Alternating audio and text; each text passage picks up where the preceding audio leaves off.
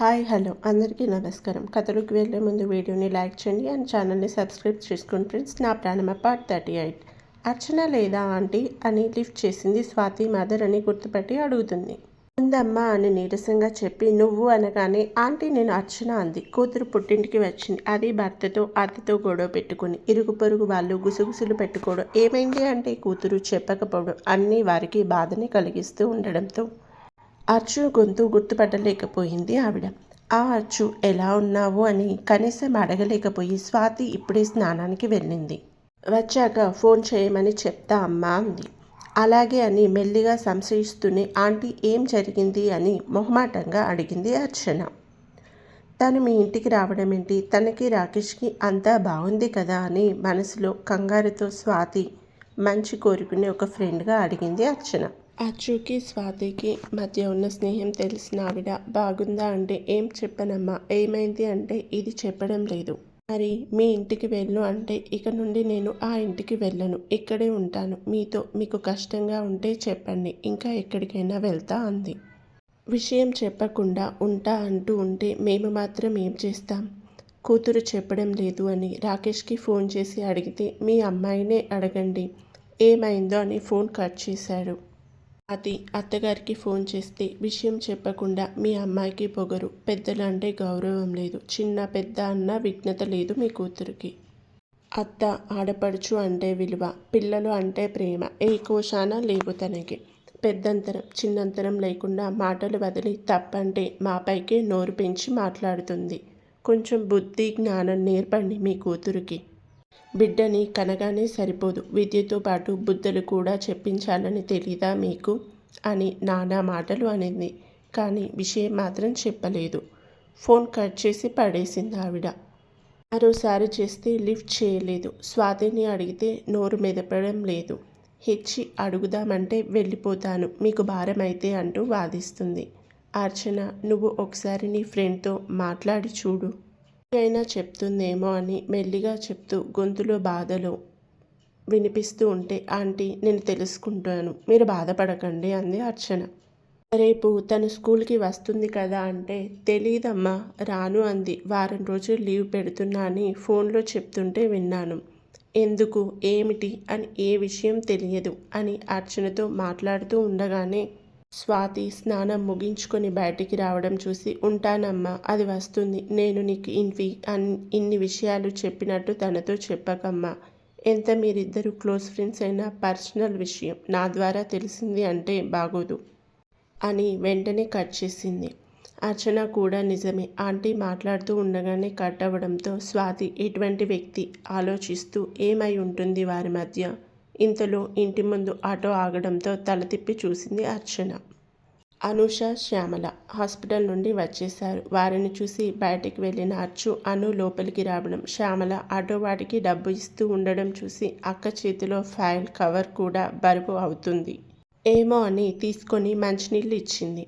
చెక్కతో ఉన్న సోఫా లాంటి దాంట్లో కూర్చొని వాటర్ తాగి ఫ్యాన్ గాలికి కళ్ళు మూసుకుంది అనూష. ఆమెకి ధీరన్ చెప్పిన మాటలే చెవిలో మోగుతూ ఉన్నాయి. అవి అతను చెప్పినవి కాదు, శకుంతల చెప్పించినవి. అయినా భర్త నుండి ప్రేమకి బదులు ఆర్డర్ రావడం ఏ ఆడపిల్లకి అయినా బాధాకరమైన విషయమే కదా. కాసేపటికి కళ్ళు తెరిచి ఎదురుగా కూర్చుని ఉన్న శ్యామలతో అమ్మ నేను ఎల్లుండి వెళ్తాను, నన్ను మా ఇంటి దగ్గర దింపేసిరా అనగానే షాక్ అయింది శ్యామల. 3వ నెల పూర్తయ్యే వరకు కూతుర్ని ఇక్కడే ఉంచుకోవాలి అనుకున్న ఆవిడ వచ్చిన 4 రోజులకే వెళ్తాను అనడంతో అను ఏంటి అప్పుడే వెళ్తావా, నీకోసం ఎన్నో చేయాలి అనుకున్నా, ఇప్పుడు ఉన్న పలంగా వెళ్తాను అంటున్నావు, నువ్వు ఉంటావు అని ఇప్పుడే ఏమీ చేయలేదు, నువ్వు తినడం కోసం. నీకు వాంతులు కూడా ఇప్పుడిప్పుడే కొద్దిగా తగ్గాయి, ఇంకా పూర్తిగా తగ్గలేదు అని ఆగాను అంటూ తల్లిగా కూతురు కోరినవి చేసి పెట్టి కడుపుతో ఉన్న కూతురు నాలుక ఎన్నో రుచులు కావాలి అని కోరుకుంటుంది. వాటిని తీర్చాలి అనుకున్న ఆమె కోపంతో అంది. తల్లి కోపం చూసిన తనకి ఉండాలి అనిపించిన ధీరజ్ చెప్పాడు వాళ్ళింటికి దగ్గరలో ఒక అమ్మాయి పెళ్లి కుదిరింది. తను పెళ్లికి కుట్టించుకునే బట్టలు అన్నీ అనుషకే ఇవ్వాలి అనుకుంటుంది అని. శకుంతల బజార్లో కనిపిస్తే ఆ అమ్మాయి తల్లి చెప్పింది. రండి అని 2 రోజుల తర్వాత మా కోడలు వాళ్ళ అమ్మ దగ్గరికి వెళ్ళింది అని చెప్పిందంట. ఇప్పుడు అనుష వెళ్ళి వాటిని కుట్టి డబ్బులు ఆమె అత్తకి ఇవ్వాలి. అందుకోసం త్వరగా రమ్మని తను హెచ్చరించినట్టు చెప్పి కొడుకుతో చెప్పించింది.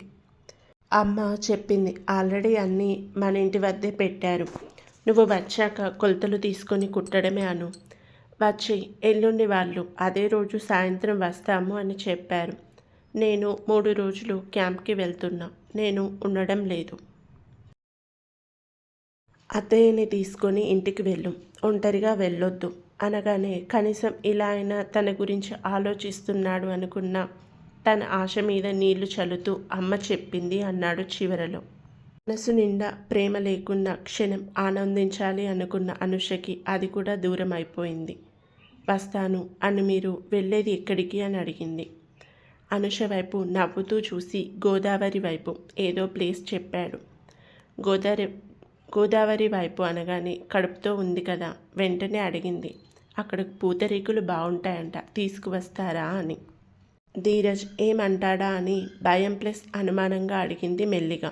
ఎందుకంటే ఇంట్లో తను ఏదైనా అడిగితే ముందు కసురుకొని జవాబు తర్వాత చెప్తాడు. ఇప్పుడు కూడా అలానే ఏమో అని భయంతో చూస్తుంది అనుష. తను అనుకున్న దానికి విరుద్ధంగా సరే అన్నాడు ఫేస్లో స్మైల్తో. ఆ చిన్న నవ్వు భర్త నుండి రావడమే గొప్ప వరంలా భావించిన అనుష సంతోషంతో కళ్ళు మెరిసి రోజు ఫోన్ చేస్తారా అని చేతిలోని కవర్ని నలుపుతూ అడిగింది. చేస్తాను అంటూ భుజం మీద చెయ్యి వేసి తన ముఖంలోకి చూస్తూ చెప్పాడు. నవ్వు మాత్రం అలానే మెయింటైన్ చేస్తూ. ధీరజ్ బిహేవియర్ కొత్తగా అనిపిస్తున్న తన భర్త నుండి తాను కోరుకున్న ప్రేమ అదే అవ్వడంతో అనుషలో సంతోషం మొలకెత్తుతుంది. శ్యామల వచ్చి హాస్పిటల్లో పని అవ్వడం, టాబ్లెట్స్ కూడా ఆవిడే తీసుకుంటే వెళ్దామా అని అడుగుతుంది. అని ధీరజ్ ఆపిల్స్ కొని అనుషకు ఇస్తూ గుర్తుంది కదా చెప్పింది. వెళ్ళు అని మెల్లిగా చెప్పి శ్యామల చేరిన తర్వాత కాల్ చేయి అంటాడు అనుషతో. సరే బాబు అని శ్యామల బాయ్ అని అనుష చెప్పాక అతను ముందుకు వెళ్ళడం, అనుష ఫేస్ డల్ అవ్వడం జరిగాయి ఒకేసారి. అన్నీ చెప్పలేని అనుష అమ్మ వెళ్తాను, రేపు ఉంటాను కదా అని కాసేపు పడుకుంటా అంటూ రూమ్లోకి వెళ్ళిపోతూ ఉంటే అక్క అన్నం అంది అర్చన. కాసేపు పడుకొని లేచాక తింటాను అర్చు, అక్కడ జ్యూస్ తాగాను అంటుంది. సరే వెళ్ళు అని అనుషను పంపించి అది ఉంటుంది అనుకున్నా, వెళ్తాను అంటుంది. ఇప్పుడు అర్చు మీ అక్క కోసం లడ్డూలు కజ్జికాయలు చేద్దాం. అలానే కొంచెం కారంగా పూస జంతికలు చేయాలి. అక్కడ తనకి చేసేవాళ్ళు ఎవరున్నారు? వదిన గారు చేస్తారో చేయరు. ఇప్పుడు వాంతులు తగ్గితే ఉన్నాయి. కడుపులోకి వెళ్ళిన తిండి సహిస్తుంది కూడా. ఇప్పుడే నాకు సాయం చేస్తావా అని అంది శ్యామల. హా అమ్మ అంటూ మొదలుపెట్టి టైం చూసుకోలేదు. అనుష లేవడం, తన వంతు సాయం కూడా చేయడం జరిగి టైం నైట్ 8 అయింది. పూస చివరి వాయి మూకుడులో వేస్తూ ఉండగా వచ్చాడు ఆరు. అర్చు మర్చిపోయింది ఆరు వస్తున్న విషయం చెప్పడం. పిండి వంటలు చేస్తూ బిజీ అయ్యి చెప్పకపోతే హాల్లో టీవీ కూర్చున్న శశాంక్ అరవింద్ని చూసి ఎవరు మీరు అని అడుగుతూ గుమ్మం బయటికి వచ్చాడు. శశాంక్ని చూసి అప్పుడప్పుడు అర్చు స్టేటస్లో చూశాడు కనుక బావమర్ది అని గుర్తుపట్టి నేను అనబోతూ ఉండగా అనూష బయటకు వచ్చింది. రే అంటూ తమ్ముడిని కసిరి రండి మర్ది గారు అంటూ ఆయన నీకు చిన్న బావ అంది. వాడు చూడకపోవడంతో తెలియక అన్నారు. ఎవరు అన్నాడు. ఇప్పుడు పెద్దక్క చెప్పాక సారీ బావగారు అంటూ లోపలికి రమ్మని ఐఎమ్ శశాంక్ అని సెల్ఫ్ ఇంట్రడక్షన్ చేసుకున్నాడు వాడు. మాటలు వినిపించి వంటింట్లో పనులు పూర్తి బయటకు వచ్చిన అర్చు ఆరుని చూసి నాలుక కరుచుకుంది. నవ్వుతూ చూస్తున్న ఆరుకి అయోమయంతో ఉన్న అర్చును చూసి వాట్ అన్నట్టు కనుబొమ్మలెగిరిస్తే పిచ్చి నవ్వుతూ తనున్నది టీషర్ట్ అండ్ ప్యాంట్ అని మరిచి తడి చేతులు ఒంటికి ఉన్న బట్టలకి పూస్తుంది. పిండి వంటలు పూర్తి. ఇంకా గిన్నెలు తోమడం మెల్లిగా చేద్దామని హాల్లోకి వచ్చిన శ్యామల చిన్నల్లుడు హాల్లో ఉండడం చూసి బాగున్నారా బాబు అంటూ పలకరించి ఇప్పుడే వచ్చారా అని అడుగుతుంది శ్యామల. అవునత్తయ్య నేను బాగున్నా అనగానే ఇంట్లో వాళ్ళు అమ్మ అంటూ అడిగింది శ్యామల. అందరం బాగున్నామని బిగుసుకుపోయి వెర్రి మొహం వేసుకొని చూస్తున్న అర్చుతో ఆర్ యు ఓకే అని కళ్ళు చిన్నవి చేసి అడుగుతాడు. 1 మినిట్ అంటూ అక్కడి నుండి తల్లిని వంటింట్లోకి లాక్కువచ్చి మ్యాటర్ చెప్తుంది అర్చన. ఆరు నన్ను తీసుకువెళ్ళడానికి వచ్చాడమ్మా, భోజనం చేసి వెళ్తాం అని చెప్పడం మర్చిపోయాను అని గబగబా లెసిన్ అప్పచెప్పి నేను స్నానం చేయాలి అంటుంది, పూర్తిగా ఆయిల్తో నిండిన ఫేస్ చూసుకొని. పిచ్చిదానా, ఈ విషయం అప్పుడే చెప్తే నేను ఈ పిండి వంటల ప్రోగ్రాం రేపు చేసుకునేదాన్ని కదా, లేకుంటే ఈరోజు కొన్ని రేపు కొన్ని చేసేదానిని. ఇప్పుడు అల్లుడి గారి కోసం ఏం చేయాలి? మీ నాన్నకి ఫోన్ చేసి చికెన్ అయినా తెమ్మని అంటాను. అర్జు చెప్పాలి కదా, ఏమనుకుంటాడు అల్లుడు?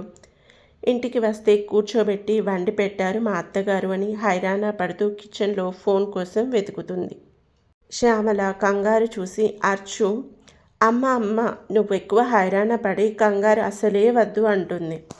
కూతురు వైపు ఒక ఎక్స్ప్రెషన్ ఇచ్చి నువ్వు చేసిన పనికి కంగారు పడకుండా కజ్జికాయలు తింటూ ఉండాలా అంటూ కౌంటర్ వేసి ఫోన్ అంటూ ఉన్న చిన్న కిచెన్లో సెల్ఫ్లో వెతుకుతూ ఉంటే అమ్మా అని గట్టిగానే అరిచి, నువ్వు ఏ స్పెషల్ చేయకు, ఇంట్లో ఉన్న కూరగాయలతో నైట్ మనకు ఏమైతే చేయాలనుకున్నావే వాటిని చెయ్యి అని మెల్లిగా చెప్తే అర్జు ఏమనుకుంటాడు అల్లుడు ఇంటికి వస్తే అని ఇంకా పురాణం చెప్పబోతూ ఉన్న శ్యామల అని అమ్మా నీరసంగా పిలిచి ఏమనుకోడు, నాకు ముందే చెప్పాడు ఏం స్పెషల్ వద్దు అని, నేను చెప్పింది చెయ్యమ్మా ఇప్పటికే అన్నీ అంటూ బాక్స్లో నిండిపోయిన పిండి వంటల వంక చూపిస్తూ చేసి అలసిపోయా.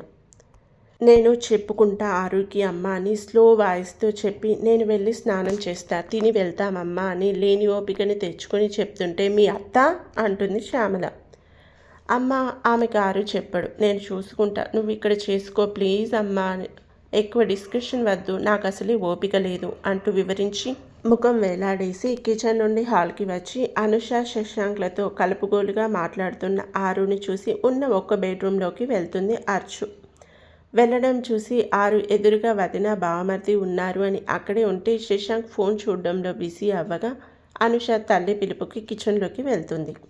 ఇదే టైం అని రూమ్లోకి వెళ్ళిన ఆరు డోర్ బెల్ట్ని మెల్లిగా వేసి బెడ్ మీద కూర్చున్నాడు. బెడ్ మీద అర్చు పెట్టుకున్న చీర వైపు చూసి తను స్నానంకి వెళ్ళింది అని బెడ్ మీద లెగ్స్ క్రాస్ చేసుకొని కూర్చుంటే గబగబా నీళ్లు ఒంటి మీద పోసుకొని సబ్బు ఏదైనా అరుగుతుంది అని పైపైన రాసుకుని లోపలే లంగా బ్లౌజ్ వేసుకుని టవల్తో మెడ మీద తుడుచుకుంటూ రూమ్లోకి వస్తుంది అర్చు. బయటకి రాగానే ఎదురుగా ఉన్న ఆరుని చూసి నువ్వు ఇక్కడా అని కంగారుతో అడిగింది. ఊరికే అని కళ్ళు మిటకరిస్తూ మెడని ఊపాడు ఆరు. వాళ్ళది ముందే చిన్నిల్లు, ఉన్నది ఒకే రూమ్. మెల్లిగా కొనికినట్టు మాట్లాడితే తప్ప కొంచెం సౌండ్ పెంచి మాట్లాడినా హాల్లోకి మాటలు వినిపిస్తాయి. ఒక్క నాన్న తప్ప అందరూ ఇంట్లోనే ఉన్నారు. ఇప్పుడు ఆరు నేను రూమ్లో ఉండడం చూస్తే ఎంబారెసింగ్గా ఉంటుంది అని తను ఇంకా చీర కట్టుకొని లేదు. తను ఉన్న పొజిషన్ చూసుకోకుండా ఆరు నువ్వు ముందు బయటికి వెళ్ళు అంటుంది. మనం ఇంటికి వెళ్ళాక అంటూ మెడ మీద ఉన్న టవల్ బెడ్ మీద విసిరేసి తనని తాను తనకి తెలియకుండా షో అప్ చేస్తుంది అర్చన.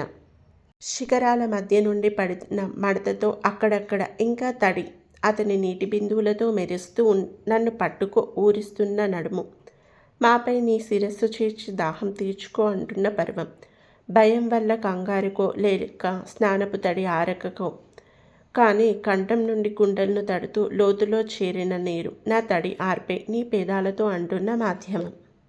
ఒకరోజు విరహం కనుల ముందు ఉన్న నిధి చూసి ఒక్క అంగలో అర్చును చేరి ముద్దుల వర్షం మోముని మొదలుపెట్టి మాధ్యమంలో ఆపి తల ఎత్తి చూడగా భారంగా మూసిన కళ్ళు ఎగిసిపడుతున్న గుండెలు చూసి పైకి చేరి పెదాలు ముద్దాడి తొందరగా వెళ్దామంటాడు ఆరు. ఆరు తనని చేరిన క్షణం వెళ్ళు అంటున్న పెదాలు మూసిన వేళని అతని స్పర్శలు సరెండర్ అయి వెళ్దామన్న తర్వాత స్పృహలోకి వచ్చి తనని తాను చూసుకొని వీడిన హుక్స్ పెట్టుకుంటూ చీరను గుండెలకి హత్తుకుంది అర్చన. కథ అలా వినేసి వెళ్లకుండా ఒక కామెంట్ ఇచ్చి నన్ను ఎంకరేజ్ చేసి మీ అభిప్రాయాల్ని చెప్పొచ్చు కదా ఫ్రెండ్స్.